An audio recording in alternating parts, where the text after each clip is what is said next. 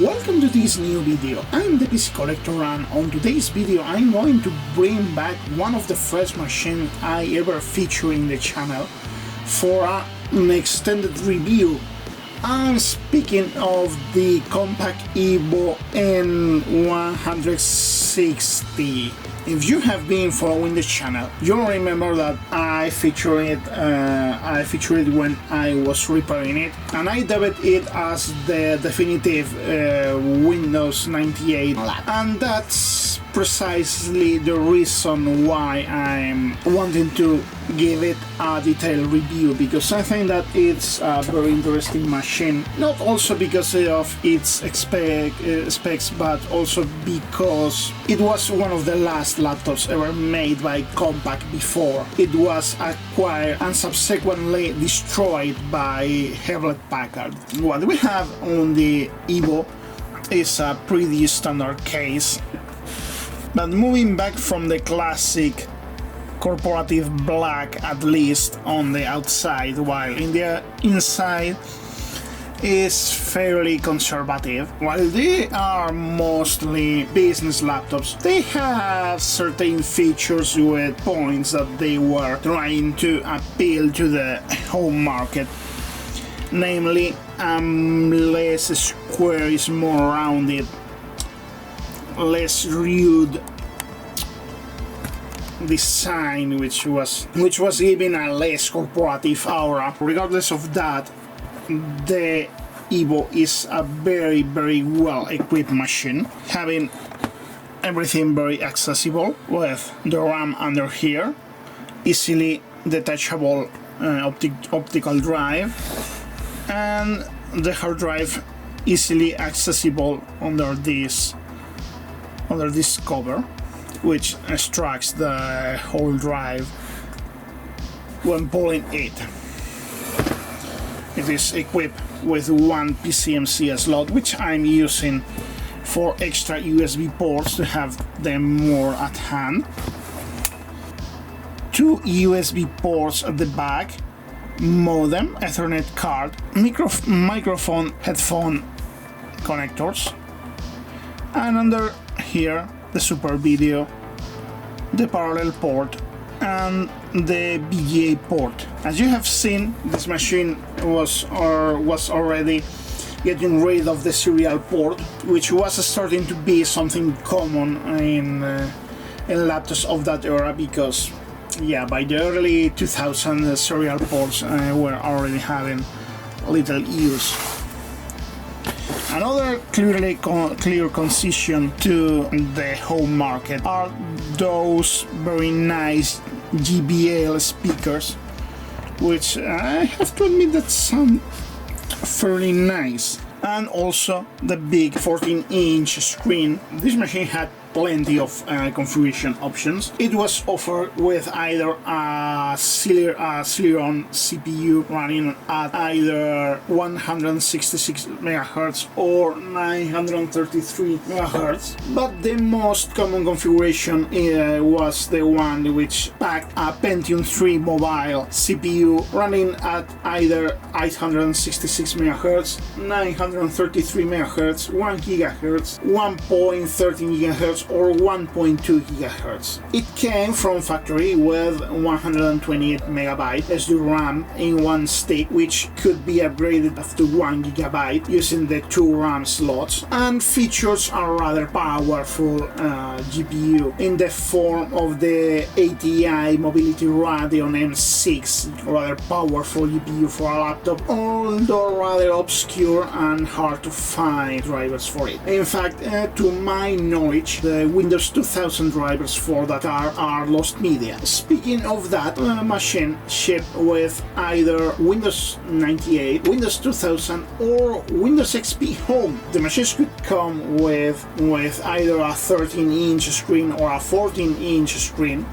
This model is the one with the 14-inch screen, both with a resolution of 124 by 768, a full-size keyboard, touchpad. It could come without anything, just the modem, or both the modem or the Ethernet card, and a 10, 15, 20, 30 or 48 gigabyte drive. This specific unit has the 1 GHz Pentium 3 CPU, was shipped with Windows 98 and had originally the 20 gigabyte drive, although the drive was pretty much dead. I replaced it by my usual M2 drive assembly using an adapter and such. And an interesting detail is that this machine offered either DVD or CD-ROM drive, but didn't offer any CD writer option, which I find it odd.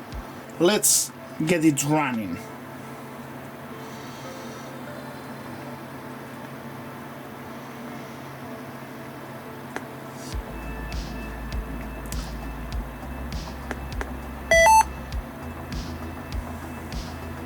Yeah, that's the PCMCI card getting initialized.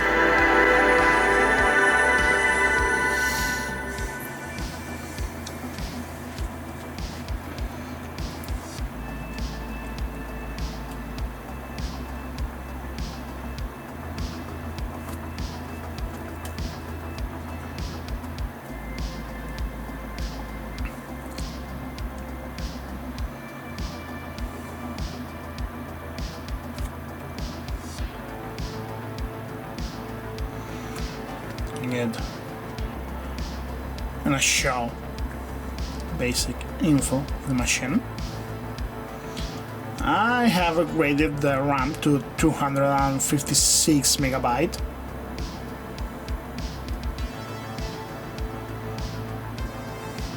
Originally it was intended to have 5012 megabytes when it was intended to work with Windows 2000, but when I decided to use Windows 98, I decided to have the memory, because no such amount of memory is needed for Windows 98.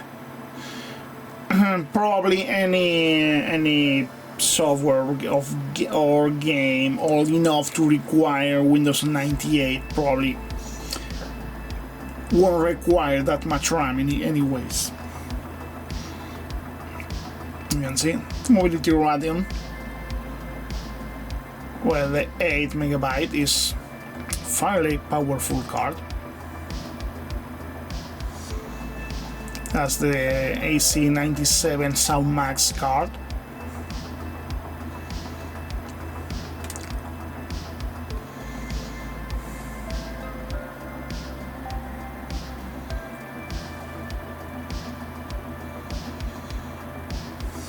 Show some summary.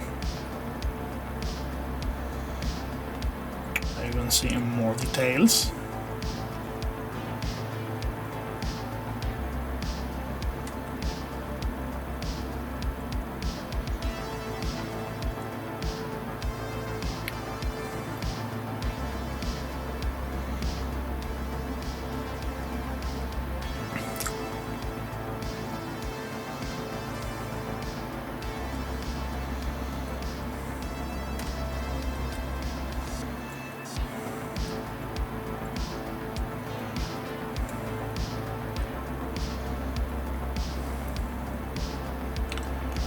Let's run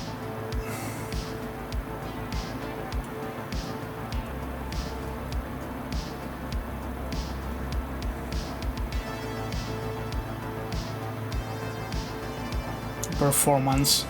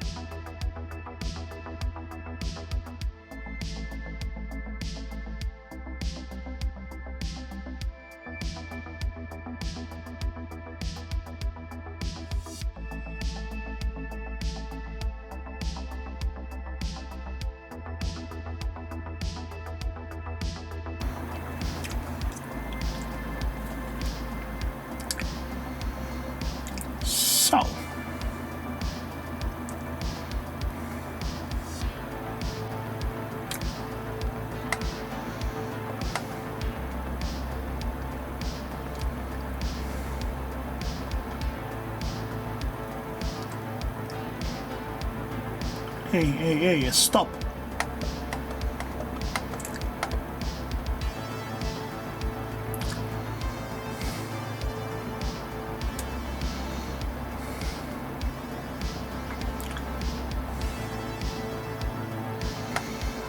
As you can see, it is ranking rather good on performance, on memory performance.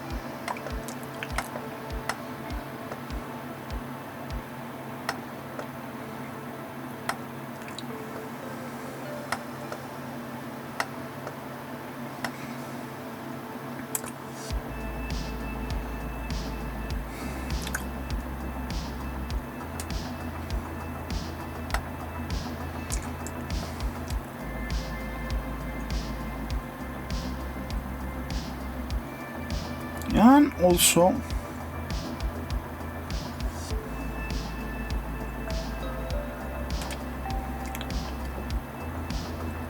rather decently in CPU performance.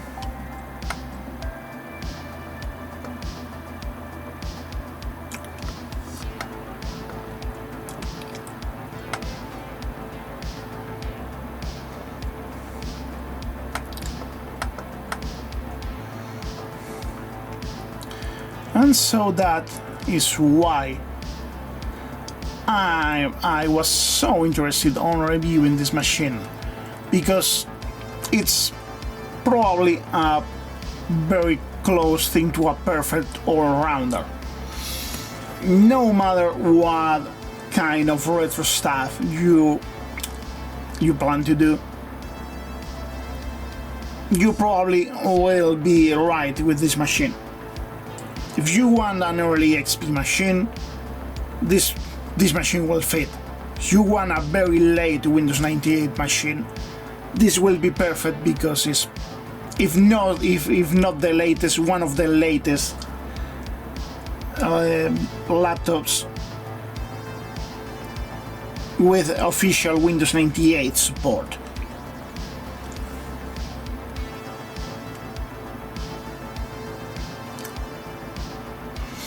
Also, Quality-based Pentium 3. It's worth mention that.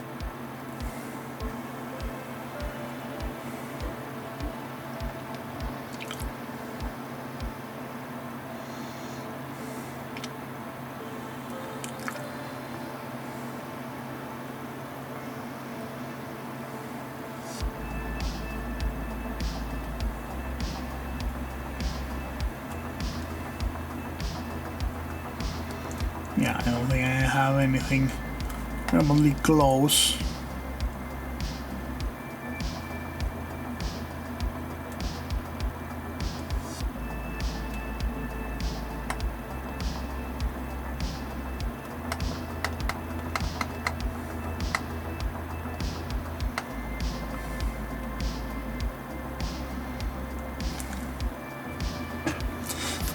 And as well, if you want to use all productivity software, this machine will be powerful, and if you want to do games, this machine will be very powerful as well. In fact, I think that its strongest point is if you want a late Windows 98 gaming machine, there's a high chance that this laptop can fulfill your needs, because there's not much newer machines which has official Windows 98 support, official Windows 98 drivers. If you want to see some serious game testing on this machine, you can check this video here from when I made the restoration project and I did an extensive game testing on this machine, just as I've done on the rest of reviews.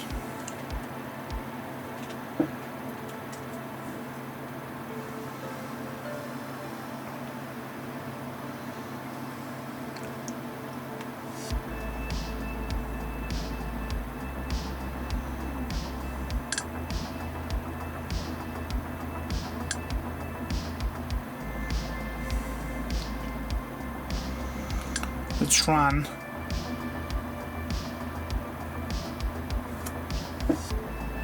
Crystal Mark.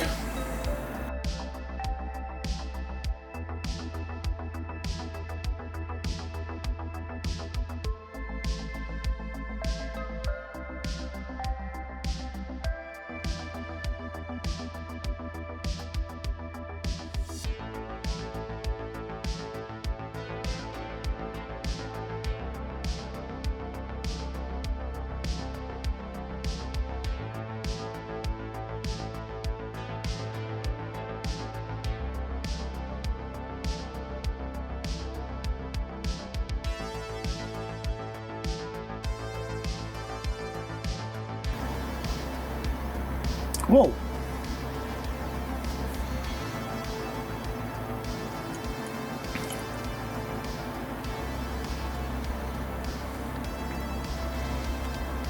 Let's crash.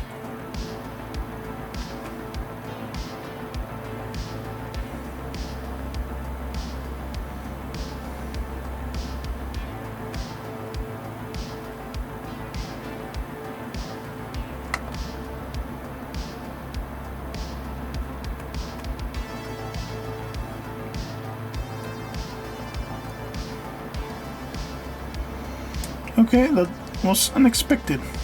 I didn't expect this not working.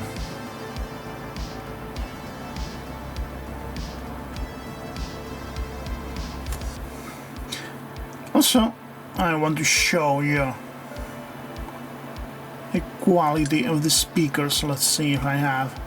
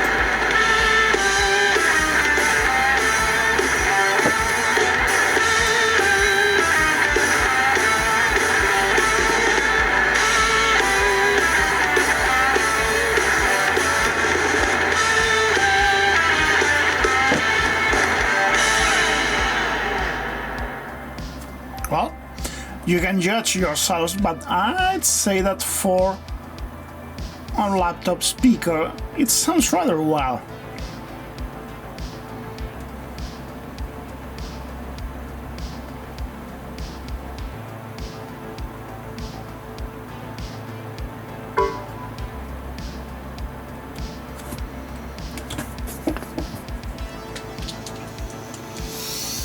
So, well, as I've said, this machine is a safe bet, no matter what you want to do with it.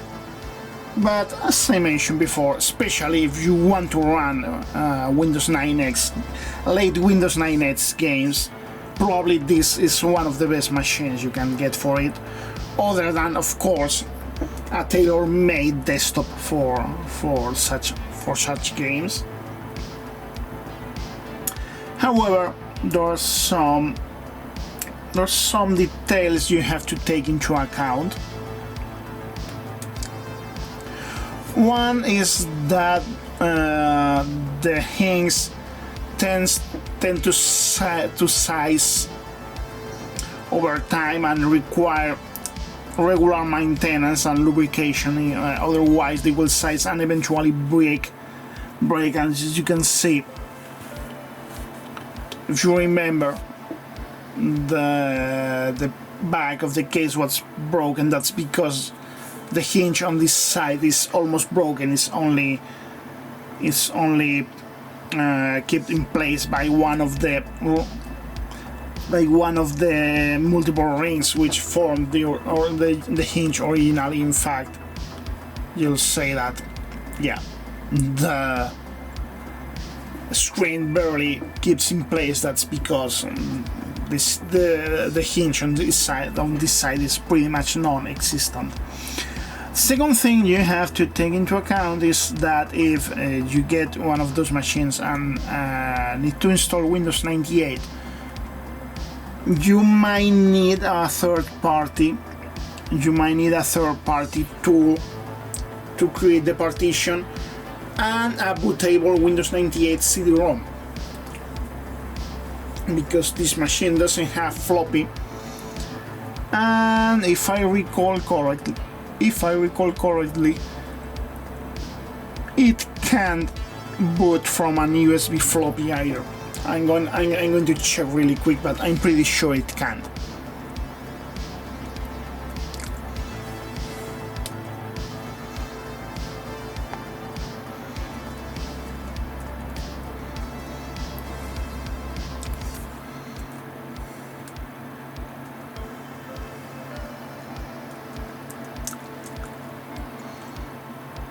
CD-ROM drive. Well, I may be wrong. I guess I'm going to try real quick.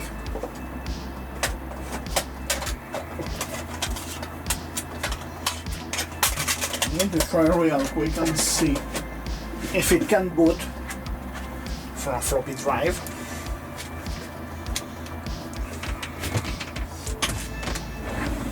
From an USB floppy drive.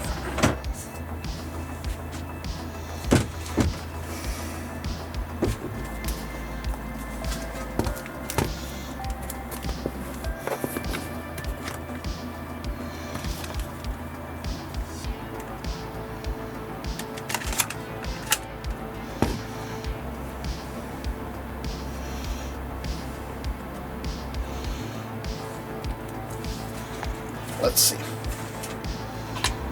Oh. No.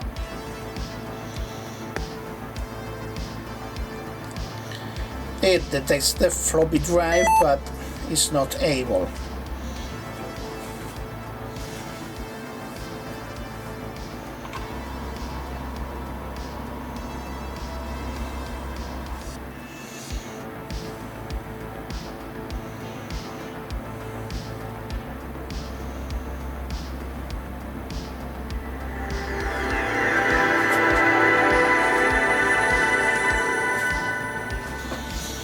Gonna make a second try, having the floppy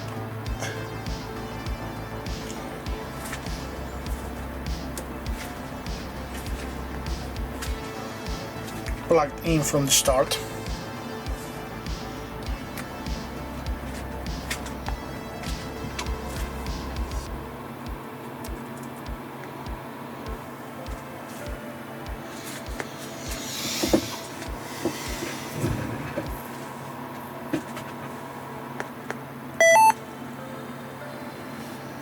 Yeah, no.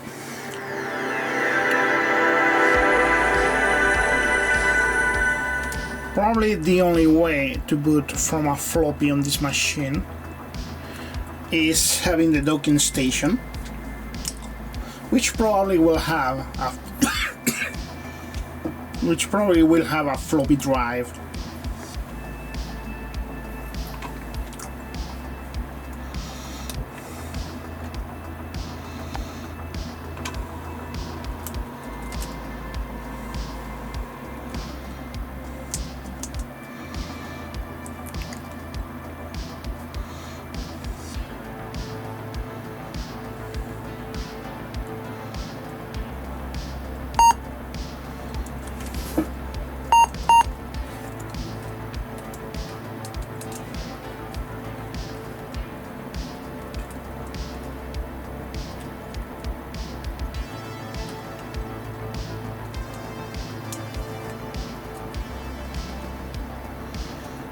Yeah, no.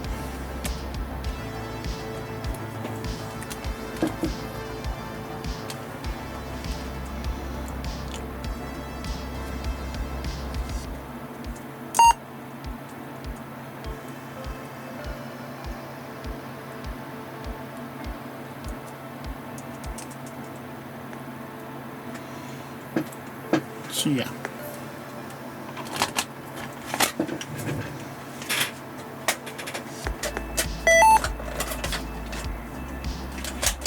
So yeah, as I said before,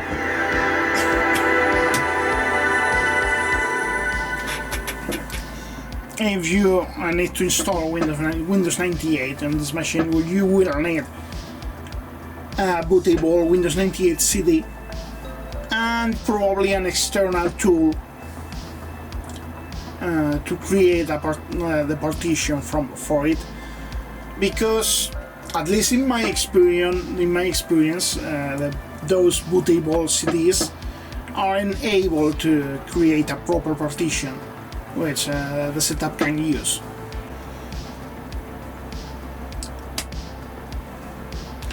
Other than that, I can't really say anything against this machine.